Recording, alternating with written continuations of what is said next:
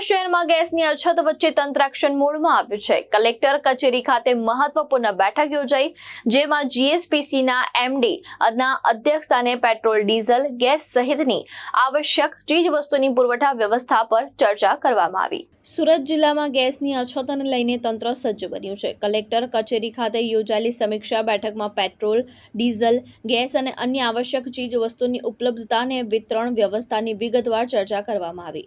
જીએસપીસીના એમડીએ જણાવ્યું કે સમગ્ર રાજ્યમાં હાલ પૂરતો જથ્થો ઉપલબ્ધ છે અને ભવિષ્યમાં પણ પુરવઠો જળવાઈ રહે તે માટે જરૂરી પગલાં લેવામાં આવ્યા છે।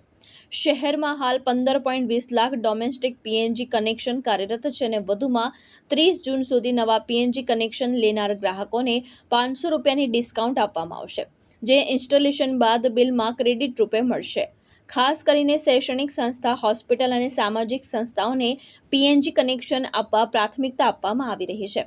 અત્યાર સુધીમાં 1805 કોમર્શિયલ પીએનજી અરજીઓ, 39 હોસ્પિટલ અને 16 રેલવે કેન્ટીનની અરજીઓ મંજૂર કરવામાં આવી છે। ઔદ્યોગિક એકમ અને કામદારો માટે ગેસ સિલિન્ડરની ઉપલબ્ધતા સુનિશ્ચિત કરવા પણ તંત્ર સતત પ્રયાસ કરી રહ્યું છે। બેઠકમાં જિલ્લા અને મ્યુનિસિપલ તંત્રના અધિકારી સાથે ઓઇલ અને ગેસ કંપનીની પ્રતિનિધિઓ હાજર રહ્યા હતા। ભાવેશ ઉપાધ્યાય, દ્રષ્ટિકોણ ન્યૂઝ, સુરત।